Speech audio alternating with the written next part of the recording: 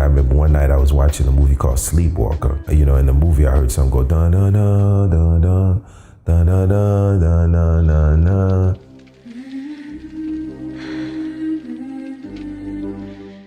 Recorded that, right, on the VCR, took the VCR back downstairs, put it on tape, looped it into like a 8-bar, and just put some MPC drums on it. When Wyclef decided to borrow the piece of music he had heard from the Stephen King adaptation Sleepwalkers, he unknowingly sampled a song from the Irish singer Enya. Shortly after Wyclef had the experience, he brought the track into his other bandmates into the studio, and they turned the idea into the 1996 hit Ready or Not. Ready or not, here I come, you can't hide, gonna find. In addition to the Enya Sleepwalker sample they used, the song's chorus is based on a famous song called Ready or Not, Here I Come, Can't Hide from Love by the Delphonics. Ready or not, now here I come, you can't hide. The song was a massive hit and one of the biggest of the year. Ready or Not topped the charts all over the world, and the single was certified platinum in the UK and the United States. The success of the song even led to a music video, and was reported to have cost approximately $1.3 million, making it the most expensive music video ever at the time.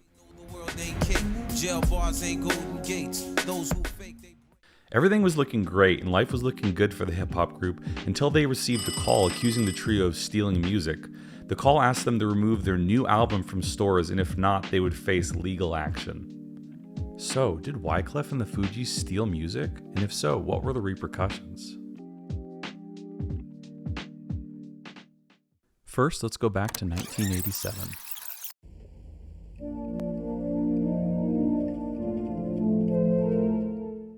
Enya, an Irish-born singer-songwriter, was busy working on her first major project as a solo artist.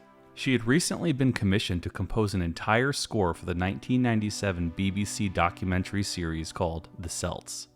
Enya decided to use the music she recorded for the documentary for her debut album, titled Enya. One of the standout tracks from the album is titled Boadecia, which means victorious, and is a reference of Queen Boudicca of the British Celtic tribe who led a resistance against the occupying forces of the Roman Empire in 60 AD. The song's name is spelled different than Queen Boudicca, so there's a bit of a debate online on the official pronunciation.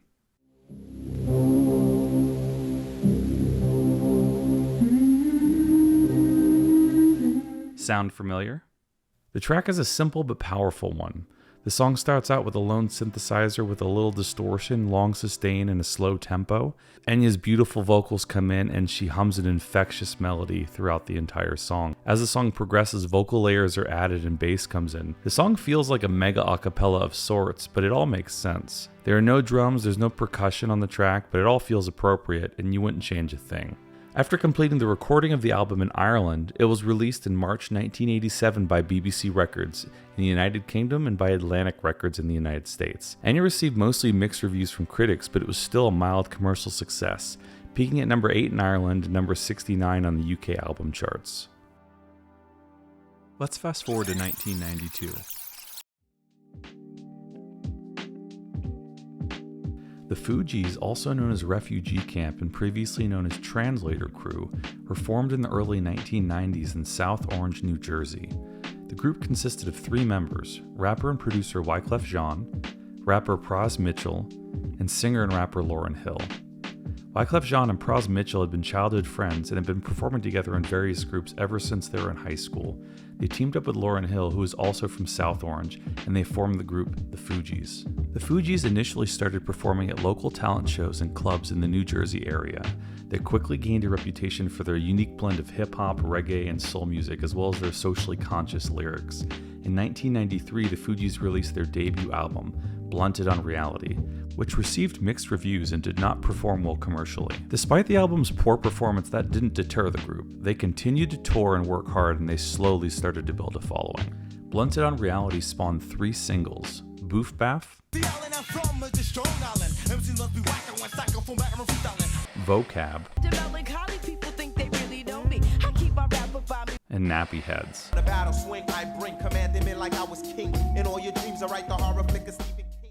The group struggled to gain mainstream attention despite earning plaudits for their artistic quality and innovative use of samples. It wasn't until 1996 where the Fugees found a mainstream audience. They released their second album, The Score, which became a massive commercial and critical success. The album featured singles like Killing Me Softly, Strumming my pain with his finger.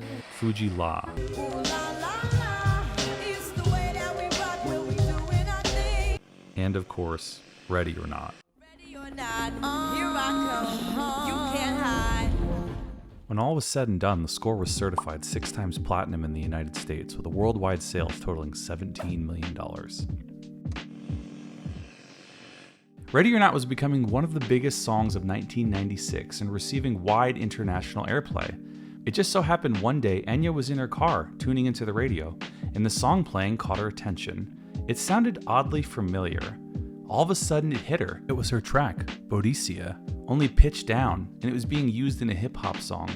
Not only was her track being sampled, but it was the main hook of the song.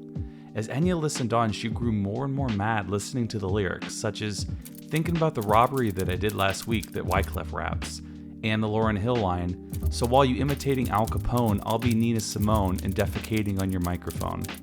Enya was not thrilled to have her music associated with words like defecation and robbery. Enya, furious, contacted Warner Media and her team, and they started to prepare a lawsuit against the Fugees.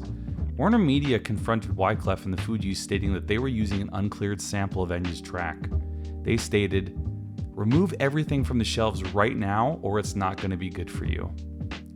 In his Vulture interview, Wyclef Jean explained what made him want to sample Enya's track in the first place.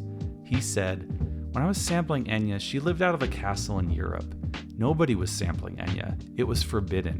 She didn't get no kind of clearance for her music. Literally, we got threatened," he explained. And I didn't even know what sampling was. I ain't know nothing. I'm from the streets, man. I ain't know about no sample clearance. Enya, who's been sampled many times over the year, has said that her forceful response was due to the fact that the Fugees had not approached her once to ask permission to use the sample, and had not given her credit for using the sample, which was a major part of the song. The two sides eventually came to an agreement when Enya discovered the Fugees were not quote-unquote gangster rappers. The Fugees came to a settlement with Enya, which involved paying a significant sum of money and future song royalties to the artist. And Sony Records agreed to put a sticker on all copies of The Score, giving credit to Enya for her sample. In 2003, Enya received a 6-figure payout courtesy of P. Diddy for using the sample on a hit song he produced with Mario Winans called I Don't Wanna Know. The song spent 8 consecutive weeks at the number 2 US Billboard Hot 100 spot, only behind Usher's singles Yeah and Burn, and respectively reached number 1 in Germany, the Netherlands, and the United Kingdom. Enya and the Fugees come full circle on the remix of Metro Boomin, The Weeknd, and 21 Savage's smash Creepin' that was just released on December 2nd of 2022. The song's a partial cover of the 2004 hit I Don't Wanna Know, which, as we all know, is based on the Fugees' 1996 Ready or Not sample, which in and of itself contains the sample of Enya's 1987 track Boadecia. Just another example of the testament of how well produced and strong the Enya song and sample is. As a longtime fan of the Fugees since the 90s, it blew my mind that only last year I learned that the sample from Ready or Not was actually an Enya song. Wyclef Jean and the Fugees' story serves as an important cautionary tale for aspiring artists and producers about the potential legal and financial consequences of using uncleared samples. It also highlights the importance of properly educating oneself on the legal aspects of the music industry.